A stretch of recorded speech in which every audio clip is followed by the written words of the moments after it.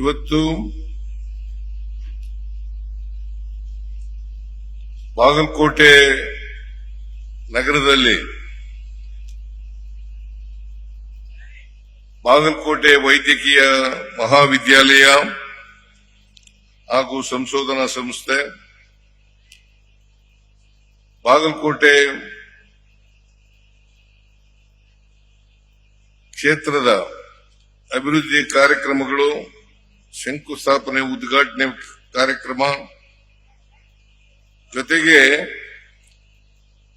ಕೃಷ್ಣಾ ಮೇಲ್ದಂಡೆ ಯೋಜನೆ 3ರ ಸ್ವಾಧೀನಗೊಳ್ಳುವ ಜಮೀನುಗಳಿಗೆ ಒಪ್ಪಂದದ ದರದಂತೆ ಪರಿಹಾರ ವಿತರಣಾ ಕಾರ್ಯಕ್ರಮದಲ್ಲಿ ಅತ್ಯಂತ ಸಂತೋಷದಿಂದ ಭಾಗವಹಿಸಿದ್ದೇನೆ.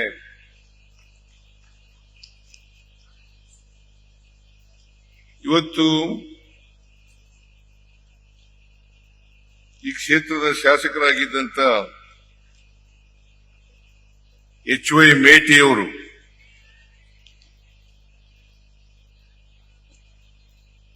ಅವರು ನಮ್ಮ ಜೊತೆ ಇಲ್ಲ, ದಿವಂಗತರಾಗಿದ್ದಾರೆ. ನೀವೆಲ್ಲ ಕಳೆದ ಚುನಾವಣೆಯಲ್ಲಿ ಅವರಿಗೆ ಆಶೀರ್ವಾದ ಮಾಡಿ ಗೆಲ್ಲಿಸಿದ್ರಿ. ಆದರೆ ದುರ್ದೈವ, ಅವರು ಅವಧಿ ಪೂರ್ಣಗೊಳ್ಳೋವರೆಗೂ ಕೂಡ ಇರಲಿಲ್ಲ. ಮಧ್ಯದಲ್ಲಿ ನಮ್ಮನ್ನೆಲ್ಲ ಅಗಲಿದ್ದಾರೆ. ಅವರ ಆತ್ಮಕ್ಕೆ ಚಿರಶಾಂತಿ ದೊರಕಲಿ ಅಂತೇಳಿ ಈ ಸಂದರ್ಭದಲ್ಲಿ ಹೇಳಲಿಕ್ಕೆ ಬಯಸ್ತಾ ಇದ್ದೇನೆ. ಇವತ್ತೇನು ಸರ್ಕಾರಿ ಮೆಡಿಕಲ್ ಕಾಲೇಜಿಗೆ ಶಂಕುಸ್ಥಾಪನೆ ನಡೀತಾ ಇದೆ, ಇದಕ್ಕೆ ಕಾರಣಕರ್ತರು HY ಮೇಟಿಯವರು ಅಂತಕ್ಕಂಥ ಮಾತುಗಳನ್ನ ಈ ಸಂದರ್ಭದಲ್ಲಿ ಹೇಳಲಿಕ್ಕೆ ಬಯಸ್ತಾ ಇದ್ದೇನೆ. ನನಗೆ 2014-15 ಹಿಂದೆ ಮುಖ್ಯಮಂತ್ರಿ ಆಗಿದ್ದಂತ ಸಂದರ್ಭದಲ್ಲಿ HY ಮೇಟಿಯವರು ಬಾಗಲಕೋಟೆ ಜಿಲ್ಲೆಗೆ ಒಂದು ಮೆಡಿಕಲ್ ಕಾಲೇಜ್ ಆಗಲೇಬೇಕು ಅಂತೇಳಿ ಹಠ ಮಾಡಿ ಆಗ ಘೋಷಣೆಯನ್ನು ಮಾಡಿಸಿದ್ರು. ಕಾರಣಾಂತರದಿಂದ ಇಂದಿನ ಅವಧಿನಲ್ಲಿ ನಾನು ಮೆಡಿಕಲ್ ಕಾಲೇಜನ್ನು ಮಾಡಕ್ಕಾಗಲಿಲ್ಲ. ಮತ್ತೆ ಅವರು ಗೆದ್ದು ಬಂದ ಮೇಲೆ ಈ ಸಾರಿ ಬಾಗಲಕೋಟೆಗೆ ಮೆಡಿಕಲ್ ಕಾಲೇಜ್ ಆಗಲೇಬೇಕು ಅಂತೇಳಿ ಅನೇಕ ಸಾರಿ ನನಗೆ ಒತ್ತಾಯವನ್ನ ಮಾಡಿದ್ರು. ನಾನು ಅವರ ಒತ್ತಾಯಕ್ಕೆ ಮಣಿದು 2026ರಲ್ಲಿ ಬಜೆಟ್ ಅನ್ನು ಮಂಡಿಸಿದ ಸಂದರ್ಭದಲ್ಲಿ ಮತ್ತೆ ಘೋಷಣೆಯನ್ನ ಮಾಡಿದೆ. 2025ರಲ್ಲಿ ಘೋಷಣೆಯನ್ನ ಮಾಡಿದೆ. ಅದು ಟೆಂಡರ್ ಕರೆದು ಪ್ರಾಸೆಸ್ ಎಲ್ಲ ಮುಗಿದು ಈಗ ಏಜೆನ್ಸಿ ಫಿಕ್ಸ್ ಆಗ್ತಕ್ಕಂಥ ಸಂದರ್ಭ ಬಂದದ್ರಿಂದ ಅವರು ಇವತ್ತು ಟೆಂಡರ್ ಕೂಡ ಕರೆದಿದ್ದೀವಿ, ಏಜೆನ್ಸಿ ಕೂಡ ಫಿಕ್ಸ್ ಆಗಿದೆ, ಕೆಲಸ ಪ್ರಾರಂಭ ಆಗಬೇಕು. ಈ ಮಧ್ಯೆ ಅಸೆಂಬ್ಲಿ ನಡೀತಾ ಇರೋದ್ರಿಂದ ನಾನು ಹೇಳಿದೆ, ಒಂದು ಶನಿವಾರ ಭಾನುವಾರ ಯಾವತ್ತಾದ್ರೂ ಕೂಡ ಶಂಕುಸ್ಥಾಪನಾ ಕಾರ್ಯಕ್ರಮವನ್ನು ಇಟ್ಟುಕೊಳ್ಳಿ, ಅವತ್ತು ನಾನು ಬಂದೇ ಬರ್ತೀನಿ ಅಂತಕ್ಕಂಥ ಮಾತುಗಳನ್ನು ಹೇಳಿದೆ. ಹಾಗಾಗಿ ಇವತ್ತು ಶಂಕುಸ್ಥಾಪನೆ ನಡೀತಾ ಇದೆ. ಇವತ್ತು ಮೇಟಿಯವರ ಕನಸು ನನಸಾಗಿದೆ ಅಂತಕ್ಕಂಥ ಮಾತುಗಳನ್ನ ಈ ಸಂದರ್ಭದಲ್ಲಿ ಹೇಳಲಿಕ್ಕೆ ಬಯಸ್ತಾ ಇದ್ದೇನೆ.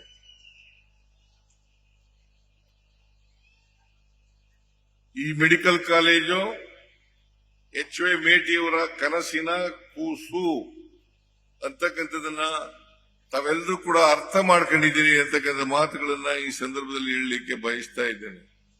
ನನಗೆ ಪ್ರಶ್ನೆ ಅವ್ರು ಕೇಳಿದ್ರು, ಚುನಾವಣೆ ಬಂದಿದೆ, ಉಪಚುನಾವಣೆ ಬಂದಿದೆ, ಅದಕ್ಕೋಸ್ಕರ ತರಾತುರಿನಲ್ಲಿ ನೀವು ಶಂಕುಸ್ಥಾಪನೆಯನ್ನು ಮಾಡ್ತಾ ಇದ್ದೀರಿ ಅಂತಕ್ಕಂಥ ಮಾತುಗಳನ್ನ ಹೇಳಿದ್ರು. ಇದು 2025 ಬಜೆಟ್ ಆಗ್ಲೇ ಘೋಷಣೆ ಆಗಿತ್ತು. ಆದ್ರೆ ವಿಳಂಬ ಆಗಿ ಇವತ್ತು ಶಂಕುಸ್ಥಾಪನೆ ಆಗ್ತಾ ಇದೆ. ಆದ್ರಿಂದ ಬೈ ಎಲೆಕ್ಷನ್ಗೋಸ್ಕರ ಈ ಮೆಡಿಕಲ್ ಕಾಲೇಜನ್ನ ಶಂಕುಸ್ಥಾಪನೆ ಮಾಡ್ತಾ ಇದ್ದೀವಿ ಅಂತಕ್ಕಂಥದ್ದು ಸತ್ಯಕ್ಕೆ ದೂರವಾದಂತ ಮಾತು ಅಂತಕ್ಕಂಥ ಮಾತುಗಳನ್ನ ಈ ಸಂದರ್ಭದಲ್ಲಿ ಹೇಳಲಿಕ್ಕೆ ಬಯಸ್ತಾ ಇದ್ದೇನೆ. ಆದ್ರಿಂದ ಉಪಚುನಾವಣೆಗೂ ಇದಕ್ಕೂ ಸಂಬಂಧ ಇಲ್ಲ. ಉಪಚುನಾವಣೆ ಯಾವಾಗಲಾದ್ರೂ ಬರಬಹುದು. ಯಾಕಂದ್ರೆ ಮೇಟಿಯವರು ಸತ್ತು 6 ತಿಂಗಳೊಳಗಡೆ ಚುನಾವಣೆಯನ್ನ ಮಾಡಬೇಕು. ಅದರಿಂದ ಬಹುಶಃ ನಾನು ಅನ್ಕೊಂಡಿರೋ ಪ್ರಕಾರ ಕೇರಳದಲ್ಲಿ ಚುನಾವಣೆ ನಡೀತಾ ಇದೆ, ಸಾಮಾನ್ಯ ಚುನಾವಣೆ. ಆ ಚುನಾವಣೆಯ ಸಂದರ್ಭದಲ್ಲಿ ಈ ಬಾಗಲಕೋಟೆ ಉಪಚುನಾವಣೆಯೂ ಕೂಡ ನಡೀಬಹುದು ಅಂತಕ್ಕಂಥ ವಿಷಯವನ್ನ ಗಮನದಲ್ಲಿ ಇಟ್ಕೊಂಡಿದ್ದೇನೆ ಅಂತಕ್ಕಂಥ ಮಾತುಗಳನ್ನ ಹೇಳಲಿಕ್ಕೆ ಬಯಸ್ತಾ ಇದ್ದೇನೆ. ಈ ಮೆಡಿಕಲ್ ಕಾಲೇಜ್ ಜೊತೆಗೆ ಅನೇಕ ಅಭಿವೃದ್ಧಿ ಕಾರ್ಯಕ್ರಮಗಳಿಗೂ ಕೂಡ ಶಂಕುಸ್ಥಾಪನೆ ಮತ್ತು ಉದ್ಘಾಟನೆಯನ್ನು ಮಾಡತಕ್ಕಂಥದನ್ನ ಮಾಡಿದ್ದೇವೆ. ಯಾಕಂತಂದ್ರೆ ನಮ್ಮ ಸರ್ಕಾರ ಅಧಿಕಾರಕ್ಕೆ ಬಂದಂದಿಂದ ಇವತ್ತಿನವರೆಗೆ ನಾನು ಅನೇಕ ಜಿಲ್ಲೆಗಳಿಗೆ ಹೋಗಿದ್ದೇನೆ. ಬಹುಶಃ ಆ ಜಿಲ್ಲೆಗಳಲ್ಲಿ ಅಭಿವೃದ್ಧಿ ಕಾರ್ಯಕ್ರಮಗಳಿಗೆ ಶಂಕುಸ್ಥಾಪನೆ ಉದ್ಘಾಟನೆಯನ್ನು ಮಾಡತಕ್ಕಂಥ ಕೆಲಸವನ್ನು ಮಾಡಿದ್ದೇನೆ. ಭಾರತೀಯ ಜನತಾ ಪಕ್ಷದವರು ಸುಳ್ಳು ಆರೋಪಗಳನ್ನು ನಮ್ಮ ಮೇಲೆ ಮಾಡ್ತಾ ಇದ್ದಾರೆ. ಗ್ಯಾರಂಟಿ ಯೋಜನೆಗಳನ್ನ ಸಿದ್ದರಾಮಯ್ಯನವರ ಸರ್ಕಾರ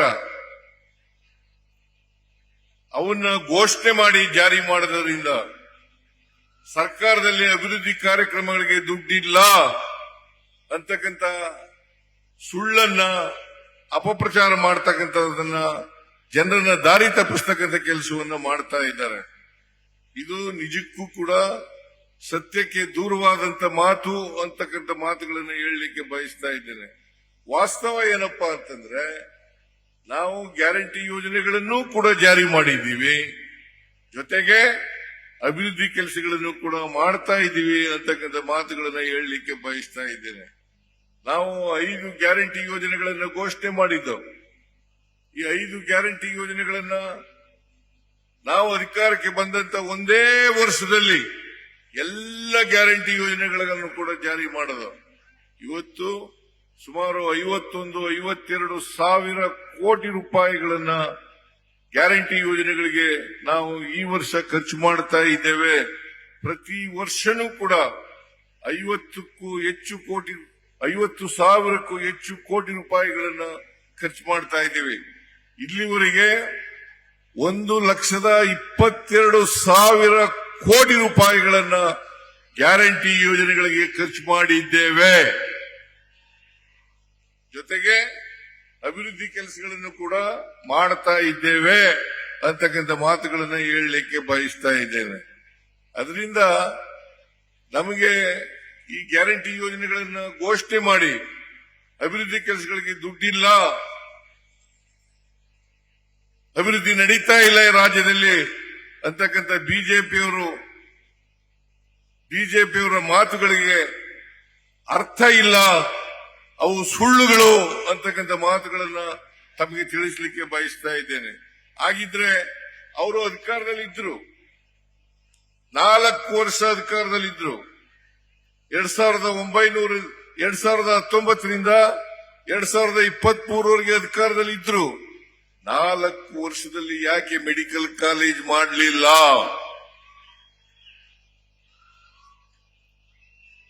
ಯಾಕೆ ಮೆಡಿಕಲ್ ಕಾಲೇಜ್ ಮಾಡಲಿಲ್ಲ? ಈ ಪ್ರಶ್ನೆಯನ್ನ ಬಿಜೆಪಿಯವರಿಗೆ ನೇರವಾಗಿ ಕೇಳಲಿಕ್ಕೆ ಬಯಸ್ತಾ ಇದ್ದೇನೆ. ನೀವು ದಯಮಾಡಿ ಕೇಳಬೇಕು. 4 ವರ್ಷ ಅಧಿಕಾರದಲ್ಲಿ ಇದ್ರಲ್ಲ, ಯಾಕೆ ಬಾಗಲಕೋಟೆನಲ್ಲಿ ಮೆಡಿಕಲ್ ಕಾಲೇಜನ್ನ ಮಾಡಲಿಲ್ಲ?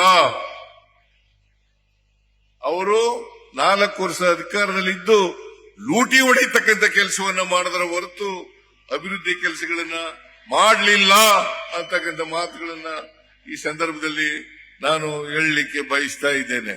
ಅದರಿಂದ ಬಿಜೆಪಿಯವರು ಏನೂ ಮಾಡಲಿಲ್ಲ, ಬರೀ ಸುಳ್ಳು ಹೇಳ್ಕೊಳ್ಳೋದು, ಅಪಪ್ರಚಾರ ಮಾಡತಕ್ಕಂಥದ್ದು, ಜೊತೆಗೆ ಧರ್ಮದ ಹೆಸರಿನಲ್ಲಿ, ಜಾತಿ ಹೆಸರಿನಲ್ಲಿ ಅಧಿಕಾರಕ್ಕೆ ಬರ್ತಕ್ಕಂಥದ್ದು, ಈ ಜಾತಿ ಧರ್ಮ ಇದನ್ನ ಒಬ್ಬರನ್ನ ಎತ್ಕಟ್ಟಿ ಜಗಳ ಆಡಿಸಿ ತಾವು ಬೇಳೆಕಾಳನ್ನ ಬೇಯಿಸ್ಕೊಳ್ತಕ್ಕಂಥ ಕೆಲಸವನ್ನ ಮಾಡ್ತಾ ಇದ್ದಾರೆ. ಅದು ಬಿಟ್ರೆ ಬಿಜೆಪಿಯವರು ಯಾವ ಅಭಿವೃದ್ಧಿ ಕೆಲಸಗಳನ್ನು ಕೂಡ ಮಾಡಲಿಕ್ಕೆ ಇಲ್ಲ ಅಂತಕ್ಕಂಥ ಮಾತುಗಳನ್ನ ಹೇಳಲಿಕ್ಕೆ ಬಯಸ್ತಾ ಇದ್ದೇನೆ. ಅದರಿಂದ ಈಗ ಅಪ್ಪರ್ ಭದ್ರಾ ಯಾವಾಗಪ್ಪ ತೀರ್ಮಾನ ಆದದ್ದು? 13 ವರ್ಷಗಳ ಹಿಂದೆ. 13 ವರ್ಷಗಳ ಹಿಂದೆ ಯಾಕೆ ಅವರು ಪರಿಹಾರ ಕೊಡಲಿಲ್ಲ? 2 ಹಂತದಲ್ಲಿ ಮಾಡ್ತೀವಿ ಅಂತಂದ್ರು. ಆಮೇಲೆ ಪರಿಹಾರವನ್ನ ಕಡಿಮೆ ಹಣವನ್ನ ಫಿಕ್ಸ್ ಮಾಡಿದ್ರು. ಆ ಕಾರಣದಿಂದ ರೈತರು ಮುಂದೆ ಬರಲಿಲ್ಲ. ಅದಕ್ಕೋಸ್ಕರ ಅಪ್ಪರ್ ಕೃಷ್ಣ 3ನೇ ಹಂತ ಯೋಜನೆಗೆ ನಮ್ಮ ಸರ್ಕಾರ ತೀರ್ಮಾನ ಮಾಡಿದೆ. ಒಂದೇ ಹಂತದಲ್ಲಿ ಎಲ್ಲರಿಗೂ ಕೂಡ ಪರಿಹಾರವನ್ನು ಕೊಡಬೇಕು ಅಂತಕ್ಕಂಥ ಮಾತುಗಳನ್ನು ಹೇಳಲಿಕ್ಕೆ ಬಯಸ್ತಾ ಇದ್ದೇನೆ. ಈಗ ಇನ್ನೊಂದು ಅಪಪ್ರಚಾರ ಮಾಡ್ತಾ ಇದ್ದಾರೆ. ಬಜೆಟ್ನಲ್ಲಿ ಏನು ಹಣನೇ ಇಟ್ಟಿಲ್ಲ, ಪರಿಹಾರ ಲ್ಯಾಂಡ್ ಅಕ್ವಿಷನ್ಗೆ ದುಡ್ಡು ಇಟ್ಟಿಲ್ಲ ಅಂತಕ್ಕಂಥ ಅಪಪ್ರಚಾರವನ್ನು ಮಾಡ್ತಾ ಇದ್ದಾರೆ. ವಾಸ್ತವ ಏನಪ್ಪಾ ಅಂತಂದ್ರೆ, ಸತ್ಯ ಸಂಗತಿ ಏನಪ್ಪಾ ಅಂತಂದ್ರೆ, ನಾವು ಈ ವರ್ಷ ಅಂದ್ರೆ 26-27ರಲ್ಲಿ 3,000 ಕೋಟಿ ರೂಪಾಯಿಗಳನ್ನ ಭೂಮಿ ಪರಿಹಾರಕ್ಕೋಸ್ಕರ ಇಟ್ಟಿದ್ದೇವೆ. ಅದ್ರ ಜೊತೆಗೆ ಅದು ಸಾಲಲ್ಲ ಅಂತ ಗೊತ್ತು, ಆದ್ರೆ ಸಪ್ಲಿಮೆಂಟರಿನಲ್ಲಿ ಇನ್ನೂ 5,000 ಕೋಟಿ ರೂಪಾಯಿಗಳನ್ನ ಕೊಡ್ತೇನೆ ಅಂತಕ್ಕಂಥ ಮಾತುಗಳನ್ನ ಈ ಸಂದರ್ಭದಲ್ಲಿ ಹೇಳಲಿಕ್ಕೆ ಬಯಸ್ತಾ ಇದ್ದೇನೆ. ಅದರಿಂದ ಯಾರು ಮುಂದೆ ಬರ್ತಾರೆ ಅವ್ರಿಗೆಲ್ಲರಿಗೂ ಕೂಡ ನಾವು ಪರಿಹಾರವನ್ನ ಕೊಡ್ತಕ್ಕಂಥ ಕೆಲಸವನ್ನ ಮಾಡ್ತೇವೆ ಅಂತಕ್ಕಂಥ ಮಾತುಗಳನ್ನ ನಾವು ಹೇಳಿದ್ದೀವಿ. ರೈತ ಮುಖಂಡರುಗಳಿಗೆ, ರೈತ ಪ್ರತಿನಿಧಿಗಳಿಗೆ, ಆಮೇಲೆ ಜನಪ್ರತಿನಿಧಿಗಳಿಗೆ, ಮಂತ್ರಿಗಳಿಗೆ ಹೇಳಿದ್ದೀವಿ. ನಾವು ಒಂದು ನೀರಾವರಿ 1 ಎಕರೆಗೆ 40 ಲಕ್ಷ, ಆಮೇಲೆ ಒಳಭೂಮಿ 30 ಲಕ್ಷ ರೂಪಾಯಿಗಳನ್ನು ಕೊಡ್ತೀವಿ ಅಂತ ಹೇಳಿದೀವಿ. ಅದನ್ನ ಕೊಟ್ಟೇ ಕೊಡ್ತೀವಿ ಅಂತಕ್ಕಂಥ ಮಾತುಗಳನ್ನ ಹೇಳಲಿಕ್ಕೆ ಬಯಸ್ತಾ ಇದ್ದೇನೆ. ಅದನ್ನ ಕೊಟ್ಟೇ ಕೊಡ್ತೀವಿ ಅಂತಕ್ಕಂಥದ್ದು.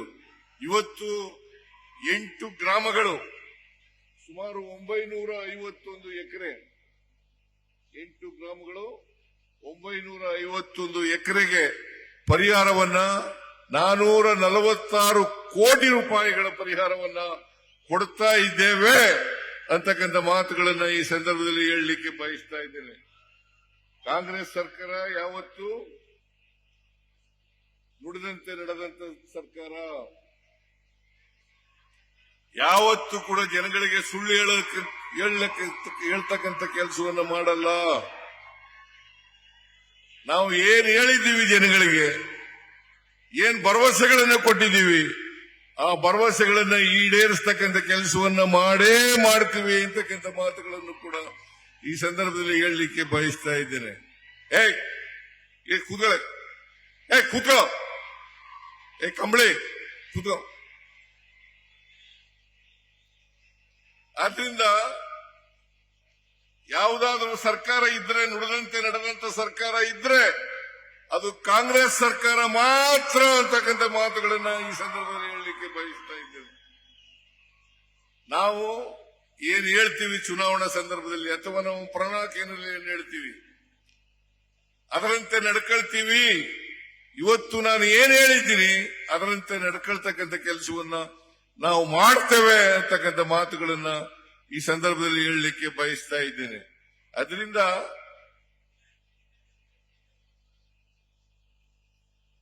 ಈಗ ಕೇಂದ್ರದಲ್ಲಿ ಬಿಜೆಪಿ ಸರ್ಕಾರ ಇದೆ, NDA ಸರ್ಕಾರ. ಅವ್ರು ಕೊಡಿಸ್ಲಿ. 13 ವರ್ಷದಿಂದ ಯಾಕೆ ನೋಟಿಫಿಕೇಶನ್ ಜಾರಿ ಮಾಡಿಲ್ಲ? 13 ವರ್ಷ ಆಯ್ತು.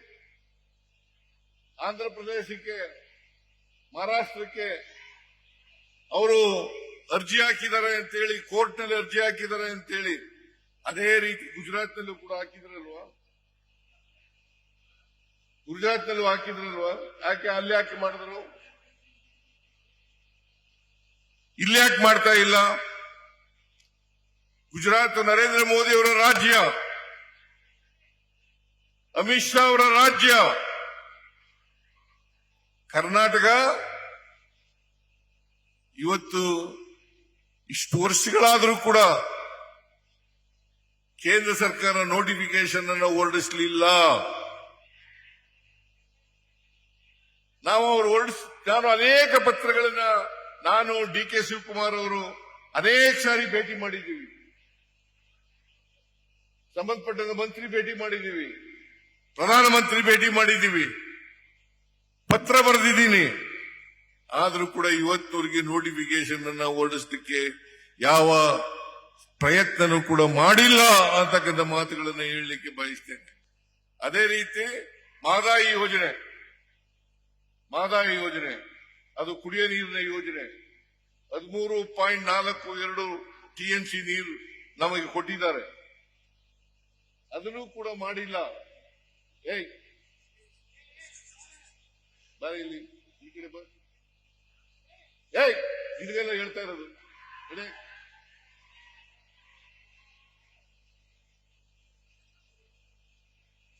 ಇವತ್ತವರೆಗೆ ಮಾಡಿಲ್ಲ.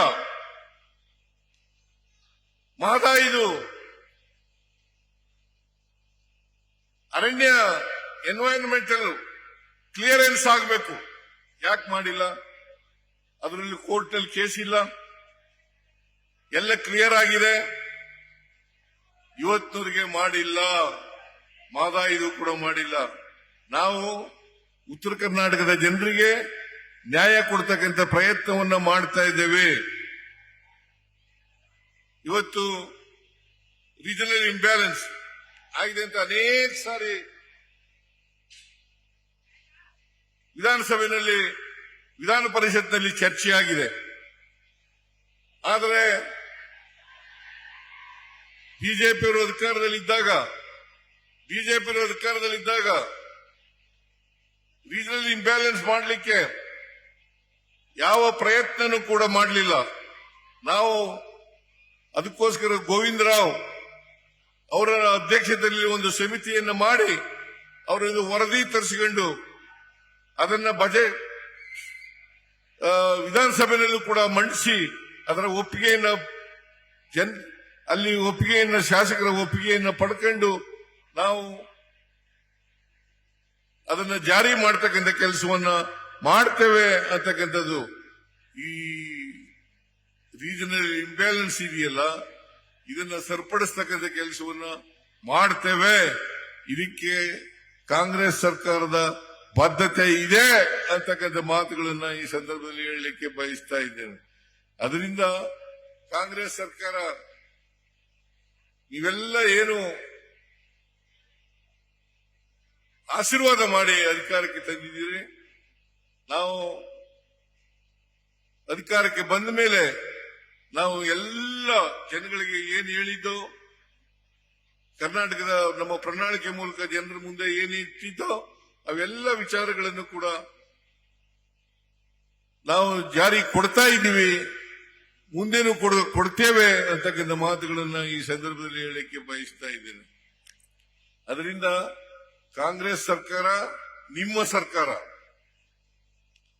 ಸರ್ಕಾರ ನುಡಿದಂತೆ ನಡೀತಕ್ಕಂಥ ಸರ್ಕಾರ, ಯಾವತ್ತೂ ಕೂಡ ನಾವು ಹಿಂದೆ ಬೀಳಲ್ಲ. ನಾನು ಹೇಳಿದ್ದೆ 2000 ಹಿಂದೆ ಮುಖ್ಯಮಂತ್ರಿ ಆಗಿರುವಾಗ ಪ್ರತಿ ಜಿಲ್ಲೆಯಲ್ಲಿ ಒಂದು ಮೆಡಿಕಲ್ ಕಾಲೇಜನ್ನು ಮಾಡ್ತೇವೆ, ಸೂಪರ್ ಸ್ಪೆಷಾಲಿಟಿ ಆಸ್ಪತ್ರೆಯನ್ನು ಮಾಡ್ತೇವೆ, ಮತ್ತೆ ಟ್ರಾಮಾ ಸೆಂಟರ್ಗಳನ್ನು ಮಾಡ್ತೇವೆ ಅಂತಕ್ಕಂಥ ಮಾತುಗಳನ್ನು ಹೇಳಿದ್ದು. ಈಗಾಗಲೇ ಸುಮಾರು 24-25 ಜಿಲ್ಲೆಗಳಲ್ಲಿ ಮೆಡಿಕಲ್ ಕಾಲೇಜ್ಗಳನ್ನ ಮಾಡಿದ್ದೇವೆ. ಎಷ್ಟಪ್ಪ? 24-25 ಜಿಲ್ಲೆಗಳಲ್ಲಿ ಮೆಡಿಕಲ್ ಕಾಲೇಜ್ಗಳನ್ನು ಮಾಡ್ತೇವೆ. ನಾನು ಏನು ಮಾತು ಕೊಟ್ಟಿದ್ದೀನಿ, ಈಗ ಹಾವೇರಿನಲ್ಲಿ ಮಾತು ಕೊಟ್ಟಿದ್ದೆ. ಸೂಪರ್ ಸ್ಪೆಷಾಲಿಟಿ ಆಸ್ಪತ್ರೆ ಮುಂದಿನ ವರ್ಷ ಸೂಪರ್ ಸ್ಪೆಷಾಲಿಟಿ ಅಂದ್ರೆ 26-27ರಲ್ಲಿ ಸೂಪರ್ ಸ್ಪೆಷಾಲಿಟಿ ಆಸ್ಪತ್ರೆಯನ್ನ ಮಾಡ್ಕೊಳ್ಳೋಣ ಅಂತಕ್ಕಂಥ ಮಾತುಗಳನ್ನ ಯಾಕಂದ್ರೆ ಶಿವಾನಂದ ಬೇಸರ ಮಾಡ್ಕೋಬಾರದು, ಅಲ್ಲಿ ಡಿಸ್ಟ್ರಿಕ್ಟ್ ಇನ್ಚಾರ್ಜ್ ಮಿನಿಸ್ಟರ್. ಆಮೇಲೆ ಶರಣ್ ಪ್ರಕಾಶ್ ಪಾಟೀಲ್ ಈಗ ಕೇಳ್ತಾ ಇದ್ರು, ಸೂಪರ್ ಸ್ಪೆಷಾಲಿಟಿ ಆಸ್ಪತ್ರೆ ಮಾಡಲಿಲ್ಲ ನೀವು ಅಂತಕ್ಕಂಥ ಮಾತುಗಳನ್ನ ಬಜೆಟ್ ನಲ್ಲಿ ಘೋಷಣೆ ಮಾಡಲಿಲ್ಲ ನಿಜ, ಆದ್ರೆ ಸಪ್ಲಿಮೆಂಟರಿನಲ್ಲಿ ಮಾಡಬೇಕು, ಸಪ್ಲಿಮೆಂಟರಿ ಎಸ್ಟಿಮೇಟ್ಸ್ ನಲ್ಲಿ ಮಾಡಬಾರದು ಅಂತಕ್ಕಂಥದ್ದು ಏನಿಲ್ಲ, ಅದನ್ನು ಕೂಡ ಮಾಡ್ತೇವೆ ಅಂತಕ್ಕಂಥ ಮಾತುಗಳನ್ನ ಈ ಸಂದರ್ಭದಲ್ಲಿ ಹೇಳಲಿಕ್ಕೆ ಬಯಸ್ತೇನೆ. ಯಾಕೆ ಪ್ರತಿ ಜಿಲ್ಲೆಯಲ್ಲಿ ಒಂದು ಮೆಡಿಕಲ್ ಕಾಲೇಜು ಆಸ್ಪತ್ರೆ ಇರಬೇಕು ಅಂತಂದ್ರೆ ಎಲ್ರಿಗೂ ಗುಣಮಟ್ಟದ ಆರೋಗ್ಯ ಸಿಗಬೇಕು. ಜೊತೆಗೆ ಮೆಡಿಕಲ್ ಕಾಲೇಜುಗಳಲ್ಲಿ ಗ್ರಾಮೀಣ ಪ್ರದೇಶದಿಂದ ಬಂದಂತ ಬಡವರು, ದಲಿತರು, ಹಿಂದುಳಿದವರು, ಅಲ್ಪಸಂಖ್ಯಾತರು, ರೈತರ ಮಕ್ಕಳು, ಅವರಿಗೆ ಅಲ್ಪಸಂಖ್ಯಾತರು, ಇವರಿಗೆ ಸೀಟ್ಗಳು ಹೆಚ್ಚಾಗಿ ದೊರಕದ್ರಿಂದ ಇವರೆಲ್ಲರೂ ಕೂಡ ಡಾಕ್ಟರ್ಗಳಾಗ್ಲಿಕ್ಕೆ ಸಾಧ್ಯ ಆಗ್ತದೆ ಅಂತಕ್ಕಂಥ ಮಾತುಗಳನ್ನ ಈ ಸಂದರ್ಭದಲ್ಲಿ ಹೇಳಲಿಕ್ಕೆ ಬಯಸ್ತಾ ಇದ್ದೇನೆ. ಯಾಕಂತಂದ್ರೆ ಬರೀ ಶ್ರೀಮಂತರ ಮಕ್ಕಳು ಡಾಕ್ಟರ್ಗಳಾದ್ರೂ ಪ್ರಯೋಜನ ಇಲ್ಲ. ಗ್ರಾಮೀಣ ಪ್ರದೇಶದಿಂದ ಬಂದಂತ ಮಕ್ಕಳು ಕೂಡ ಡಾಕ್ಟರ್ಗಳಾಗಬೇಕು. ಆಗ ಮಾತ್ರ ಆರೋಗ್ಯ ಸೇವೆ ಉತ್ತಮ ಗುಣಮಟ್ಟದಲ್ಲಿ ಸಿಗಲಿಕ್ಕೆ ಸಾಧ್ಯ ಆಗ್ತದೆ ಅಂತಕ್ಕಂಥ ಕಾರಣಕ್ಕೋಸ್ಕರವಾಗಿ ನಾವು ಎಲ್ಲ ಜಿಲ್ಲೆಗಳಲ್ಲೂ ಕೂಡ ಮೆಡಿಕಲ್ ಕಾಲೇಜುಗಳನ್ನು ಮಾಡ್ತೇವೆ. ಈ ವರ್ಷ ಬಾಗಲಕೋಟೆಯಲ್ಲಿ ಮತ್ತೆ ಕೋಲಾರದಲ್ಲಿ ಮಾಡ್ತಾ ಇದ್ದೀವಿ. ಇದಾದ್ಮೇಲೆ ಆಮೇಲೆ ಮಂಗಳೂರಿನಲ್ಲೂ ಕೂಡ ಮೆಡಿಕಲ್ ಕಾಲೇಜನ್ನ ಮಾಡ್ತೇವೆ ಅಂತಕ್ಕಂಥ ಮಾತುಗಳನ್ನ ಈ ಸಂದರ್ಭದಲ್ಲಿ ಹೇಳಿ ನಾನು ಹೆಚ್ಚು ಮಾತಾಡಲಿಕ್ಕೆ ಹೋಗಲ್ಲ, ಸಮಯ ಆಗಿದೆ. ಆದ್ರಿಂದ ನಿಮ್ಮೆಲ್ಲರಿಗೂ ನಮಸ್ಕಾರ ನನ್ನ ಮಾತುಗಳನ್ನು ಮುಗಿಸ್ತೇನೆ. ಜೈ ಹಿಂದ್.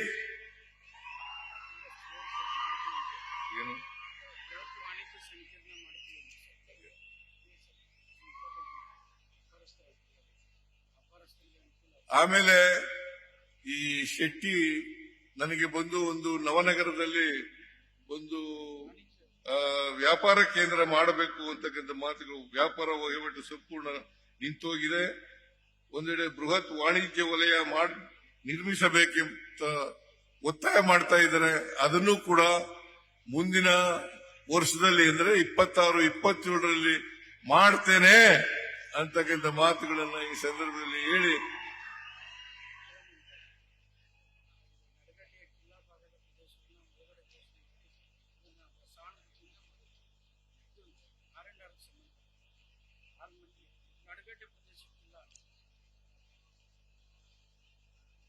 ನಾವು ನಮ್ಮ ಮೇಲೆ ವಿಶ್ವಾಸ ಇಡಿ,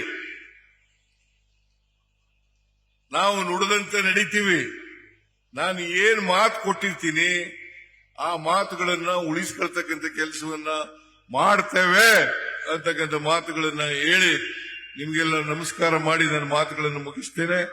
ಜೈ ಹಿಂದ್, ಜೈ ಕರ್ನಾಟಕ, ಜೈ ಸಂವಿಧಾನ್, ಜೈ ಸಂವಿಧಾನ್. ನಿಮ್ಮೆಲ್ಲರಿಗೂ ನಮಸ್ಕಾರ.